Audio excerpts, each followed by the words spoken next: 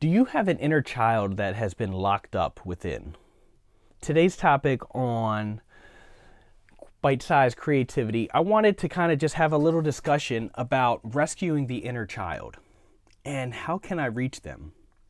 Going back to our younger days and looking at our kids, we didn't worry about what people said.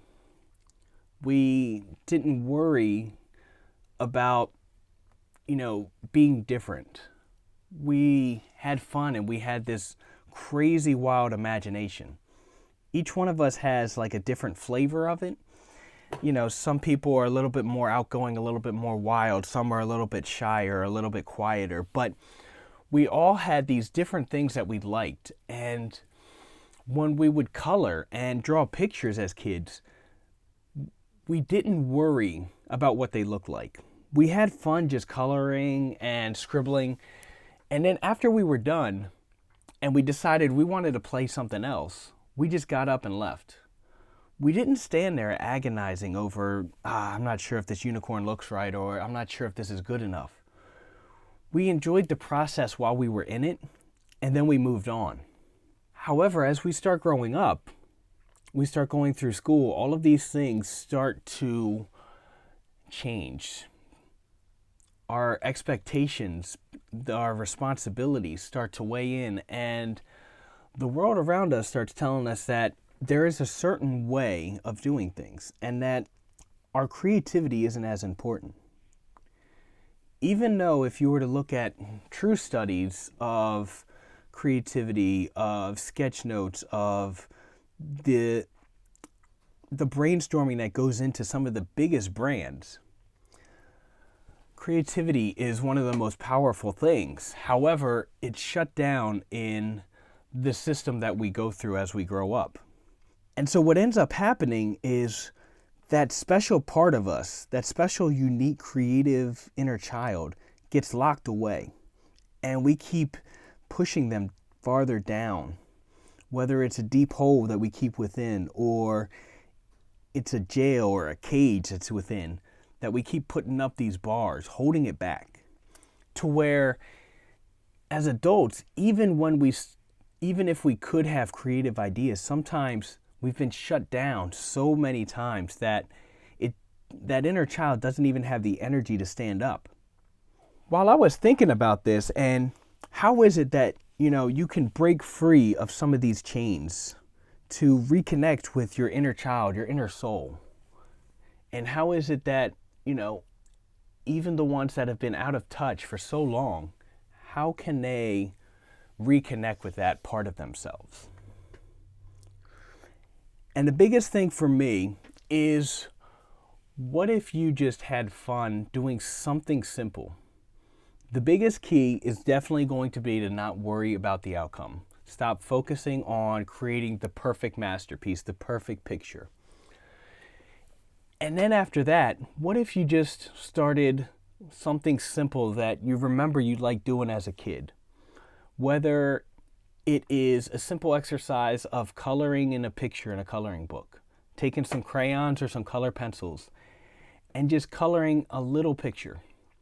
What if you were able to actually get your nieces and nephews or your kids to help and push you into actually doing something? Because now you're not doing it for you, you're doing it for them. And that'll help you to actually rediscover that part of yourself. Another idea is to try out some simple little scribble challenges or little drawing prompts to where you just flex your imagination just a little bit. Whether it's if you're scribbling on a sheet of paper, make a little mark and see, what could this be? Take a look at it and say, what shapes do I see? Think about it in the same terms of looking up at the sky and looking at the clouds and seeing if you see a specific shape. And then just try outlining that, or maybe coloring that in. Another thing is taking on a drawing prompt or thinking about a certain moment or emotion that you have and just letting that out onto the paper. Being super abstract, creating hard lines for some stronger emotions, creating some soft flowing lines for some of your happier moments. What if you were to take some colored pencils or some markers and use color in a way to where you shared your emotions and what you were feeling, as in whether it was a lot brighter, was today a lot brighter, a lot more energetic, a lot happier, or was today one of those days to where you felt a little bit darker, you maybe didn't have the best day, you didn't get enough sleep, and it kind of ruined your morning routine and things just kind of went downhill at work.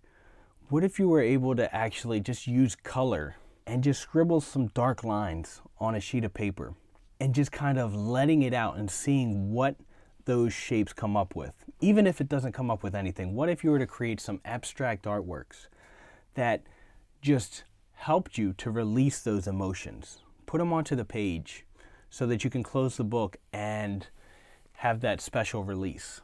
These are some of the things I was thinking about, and just trying to be consistent with being creative and trying to be a kid again.